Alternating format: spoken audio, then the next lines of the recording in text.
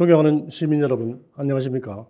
풍기읍 봉연면 안정면 지역구 무소속 전풍림 의원입니다. 제9대 영주시의회 후반기를 시작하는 본회의에서 5분 자유 발언을 할 수 있도록 기회를 주신 의장님과 동료 의원 여러분께 감사의 말씀을 드립니다. 본격적인 무더위와 장마가 이어지고 있는데 시민 여러분 모두 피해 없이 무더위 잘 이겨내시고 남은 후반기에도 건강하게 보내시기를 소망합니다.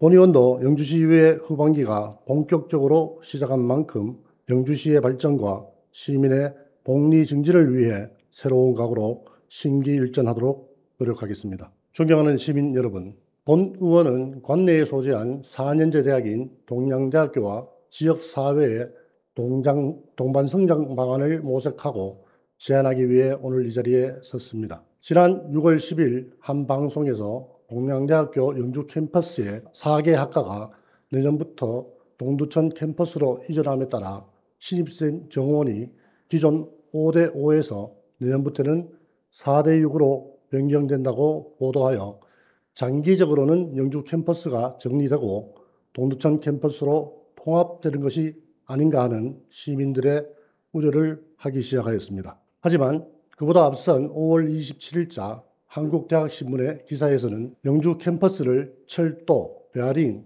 환호 분야에, 동두천 캠퍼스는 문화 콘텐츠, 공직 인력 양성 분야에 특성화시킨다고 동양대학교를 소개하면서 2022년도 캠퍼스별 주요 학과 구성과 신입생 모집 정원을 자세하게 다루었습니다. 이 기사에서는 학과 이전에 관한 내용을 직접 다루지는 않았지만 기사를 면밀히 분석하면 영주 캠퍼스의 4개 학과가 2025년도에는 동두천으로 이전하게 된다는 사실을 간파할 수 있었을 것입니다. 또한 화면에서 보시는 바와 같이 2024년도 정시 모집 요강과 최근 6월 1일 개정된 동양대학교 확칭 내용을 비교하면 영주 캠퍼스의 학과는 14개에서 11개로 감소하는 반면 동두천 캠퍼스는 9개에서 16개로 증가하고 총 1,010명의 입학 정원 구성비가 5.3대 4.7에서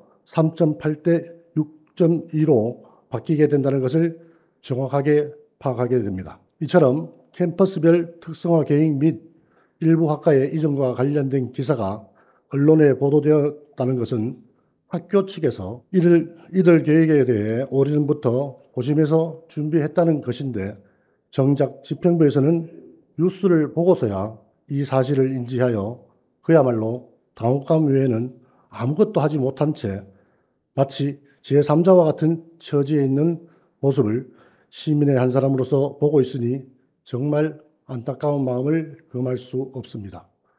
또한 2022년도 말에는 동료 의원님들과 공동 발의하여 영주시 지역사회와 대학의 상생 발전을 위한 협력 조례를 제정 시행하고 있음에도 불구하고 이런 사태가 발생했다는 것은 집행부에서 평소에도 대학들과 진솔한 소통과 협력을 위한 노력을 하지 않았을 뿐만 아니라 시의 조례도 제대로 이행하지 않은 결과라고 밖에 볼 수 없을 것입니다. 존경하는 시민 여러분, 지금부터 동양대학교가 처한 대내외 여건 변화를 잠시 살펴보도록 하겠습니다.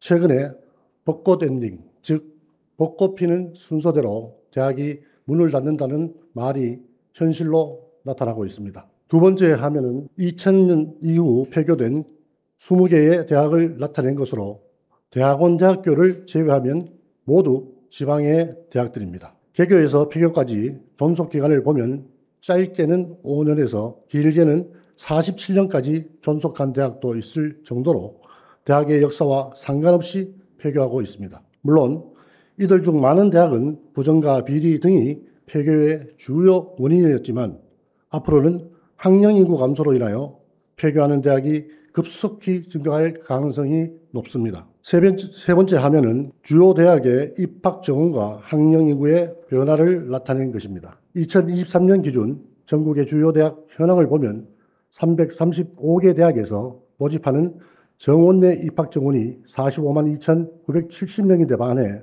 학령 인구는 2023년에 43만 5,025명으로 2010년 72만 5,597명 대비 무려 40%나 감소해서 대학에 들어갈 인구보다 대학에서 모집하는 신입생 정원이 많은 상황입니다. 문제는 앞으로의 상황이 더 심각하다는 것입니다. 통계청의 작년 인구 추계에 따르면 학령 인구가 앞으로 10년까지는 40만 명 선을 유지하지만 그 이후부터는 급속히 감소하여 2040년이 되면 25만 명 선에 그치게 됩니다. 그리고 전 세계에서 가장 낮은 학계 출산율까지 고려한다면 특단의 조치가 없는 이상 대학에 들어갈 학생이 절대 부족하게 되어 경쟁력이 없는 지방대학들의 규모 축소와 통폐합 그리고 폐교는 정해진 수순이라 해도 과언이 아닐 것입니다. 이러한 대외 여건 속에 동양대학교의 현재 실태에 대해서도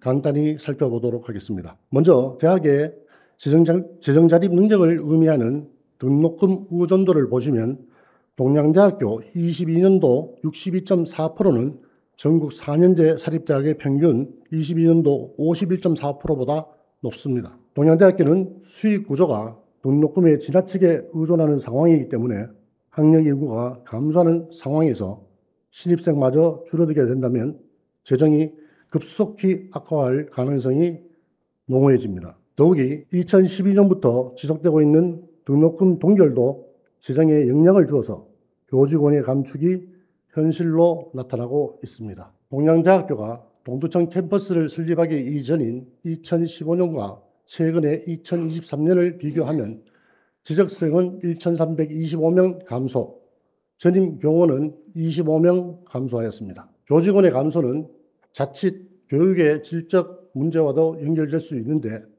특성화를 표방하는 대학이면서도 휴학생 비율이 30%에 육박한다는 것은 의미하는 바가 크다고 할 것입니다. 이렇듯 대내외 여건이 동양대학교 운영에 불리하게 작용하고 있음에도 불구하고 대학에서 신입생 충원율을 개선하여 2023년에 100%를 달성했다는 것은 대학의 전사적인 신입생 모집 노력 결과라고 해석할 수 있을 것입니다. 다만 졸업생의 낮은 취업률 2023년 기준 60.9%는 다소 아쉽지만 이 역시 지역사회가 적극적으로 참여한다면 충분히 개선할 수 있다고 생각합니다. 존경하는 시민 여러분, 동양대학교가 1994년도에 개교하였으니 올해로 개교 30주년이 됩니다. 시민의 한 사람으로서 개교 30주년을 진심으로 축하하고 한 세대를 지역사회와 함께 해주었음에 감사드립니다. 그리고 앞으로도 지역사회와 더욱 소통하고 협력해서 동반성장을 하였으면 좋겠습니다. 지역사회와 대학의 동반성장을 위해서 다양한 방안이 제시될 수 있겠지만 그 중에서도 상대적으로 중요하다고 판단되는 몇 가지 방안을 제안하고자 합니다. 첫째, 지역사회와 대학의 상승 발전을 위해 민, 관, 산, 학, 연, 혁신 주체들로 구성된 거버넌스 체계를 구축하고 운영해 주시기를 부탁드립니다. 최근 대학의 역할이 변하고 있습니다. 교육과 연구 중심의 상하탑 외에도 전문인력 양성, 지식과 기술의 창출 및 이전과 같은 혁신의 중심지 역할론이 요구되고 있습니다. 지역에 대학이 존재하게 되면 소비, 교육, 연구개발, 사회공헌, 인구 증대 등의 매우 다양한 효과가 발생하므로 대학이 지역사회의 혁신 중심지가 되고 대학 입지의 효과를 최대화할 수 있도록 노력해야 할 것입니다. 이제는 대학을 지역의 중요한 산업으로 인식하고 산업 분업을 위해 특정 주체 중심의 거버넌스가 아니라 대학생을 포함한 지역사회의 모든 혁신 주체가 참여하는 거버넌스 체계를 구축하고 운영해 주시기를 당부드립니다. 둘째, 영주시 지역사회와 대학의 상생 발전을 위한 협력 조례의 적극적인 시행을 부탁드립니다.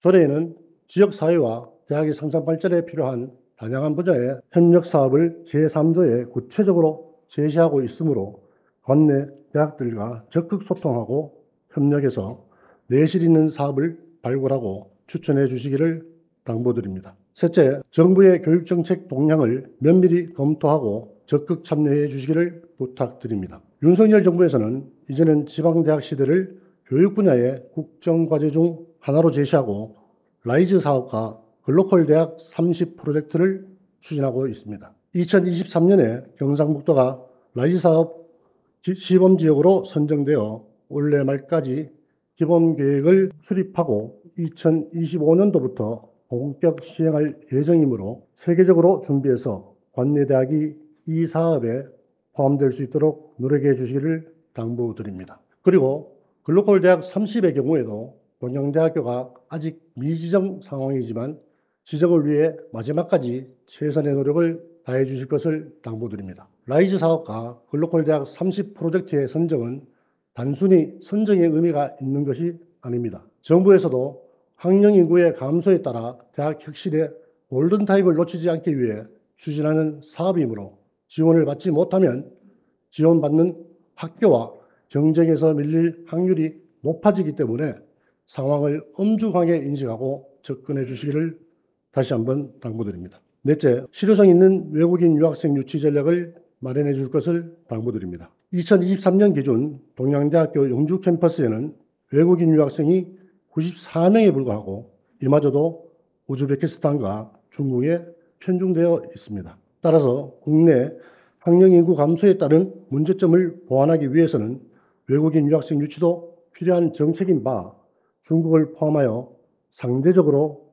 교육열도 높고 인구 규모도 큰 인도, 일본 등의 국가들로 시장을 확대하는 전략을 검토할 필요가 있습니다. 또한 중국, 일본 등의 자매 도시들과도 학교 간 교류 협력해서 유학생을 유치할 수 있도록 노력해 주실 것을 당부드립니다. 마지막으로 대학 주변의 상권에 대해 정기적으로 모니터링하고 적절한 대책을 마련해 주시기를 부탁드립니다. 학생의 감소는 대학가 주변 상권의 침체와 공동화를 초래할 수 있기 때문에 주기적으로 모니터링해서 발생할 수 있는 문제점들을 사전에 예방할 수 있도록 해야 할 것입니다. 존경하는 영주 시민 여러분, 동양대학교가 30년 전에 영주의 학교를 개교한 이후 2016년에 동두천 캠퍼스를 개교하고 최근에는 영주 캠퍼스의 4개 학과를 동두천으로 이전한다고 했습니다. 그리고 그때마다 지역 사회는 술렁이고만 있을 뿐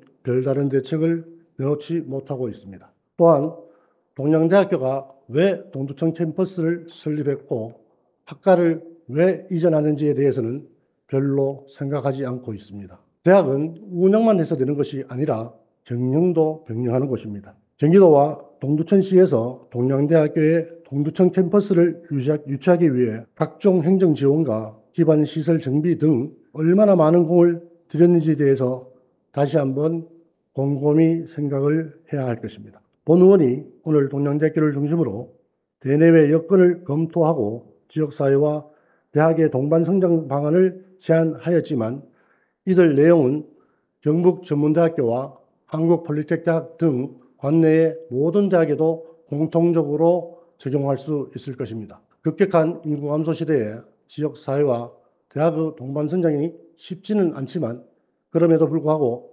반드시 해야만 하는 중대한 과업입니다. 영주시와 대학의 운명 공동체가 동반 성장할 수 있도록 집행부에서는 정말 혼신의 노력을 다해 주시기를 거듭 당부드리면서 5분 자유 발언을 마치겠습니다. 감사합니다.